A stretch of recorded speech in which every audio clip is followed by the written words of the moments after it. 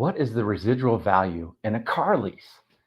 Well, listen, if you want to score a great deal on a lease, the best way to do that is to obtain a vehicle that has a super high residual, like a Toyota Tacoma.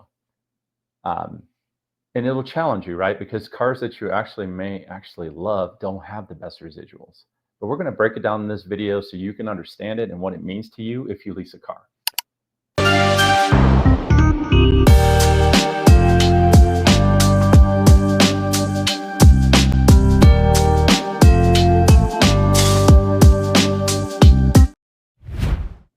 Now let's talk about exactly what a residual value is. It is basically the estimated value at the end of the lease term, and it is not negotiable. It is determined by the MSRP price. A percentage of that number is what your residual becomes. And it can confuse people because they kind of want to negotiate it. You can negotiate the sale price of the car, but you can't negotiate the residual value. So if my Tacoma is a 25 TRD off-road, it's going to have the same residual as your vehicle. So at the end of the lease, the bank is betting on that value instead of you betting on that value.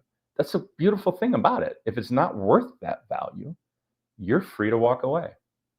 As a matter of fact, if it's worth more than that value, you're still free to walk away, but you can make some better business decisions at that point in time. And for this video, I will tell you, good residuals are more than 50%. So if you're looking at vehicles and you're like, why are these payments high? It's probably because the residual is 44 or 48%. And you can ask the dealer, hey, what's the residual percentage on this particular vehicle that I'm looking at? They'll tell you, or they should. I don't know if you can look it up online. Fact checkers could do that, but I like looking at vehicles that have 55 and 65% residuals. It gives my clients a lot of benefits and lower payments. So you may be asking, what does it have to do with the payments? So let me see if I can break it down simply like this. If you have a vehicle that's $50,000 that you want to buy, and it has a lease residual percentage of, let's say, 65%, you are paying the other 35% amortized over 3 years, plus interest and taxes. Think about it. If you go get that same $50,000 car and it has a 40% residual, you are paying 60% of the vehicle's value over 3 years, plus taxes and interest. It's simple when you look at it, but sometimes it takes a while for it to sink in. The car you really want doesn't have a good residual. Don't lease well. Doesn't mean you shouldn't do it. If it works in your budget, totally fine. But if you're trying to maximize every dollar, you want a vehicle with a high residual. The cars you can look at with the highest residuals are Toyotas, Honda, Lexus, and Subaru. It's like all the usual suspects. The cars with the higher demand, when they're used, are going to have higher residuals typically.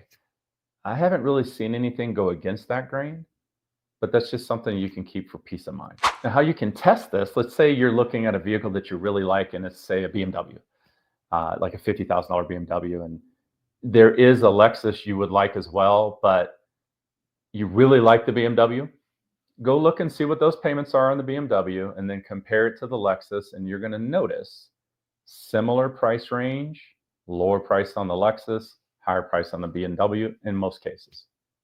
Now we're going to talk about what is residual value compared to market value. So you say you get to the end of your lease and you know what the residual value is because it's written into your lease. And let's just say for this argument, it's $20,000. Now we want to look at the market value of the vehicle. So the market value is what the market will pay for the car. So you need to get an appraisal, or you have a buyer that's ready to write a check for that vehicle right now. And so if that residual is 20 and the value of the car is 25, you're in a very good position.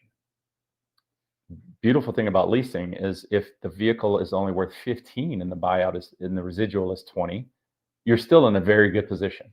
You can walk away, turn the car in. You're holding all the options when you're leasing a vehicle. Values are one of the most important things when it comes to leasing a vehicle. If cars don't have good residuals, no matter what you do, they're not going to lease well. That's why you don't see any $200 lease payments on Chevy Sparks. They don't have very good lease residuals, so the payments are typically higher than what you would think they should be.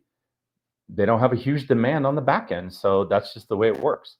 Now, if you are still confused about this and you need more information, feel free to reach out to me directly. We're always here to help. Ronnie Haskins, I hope you have a great day.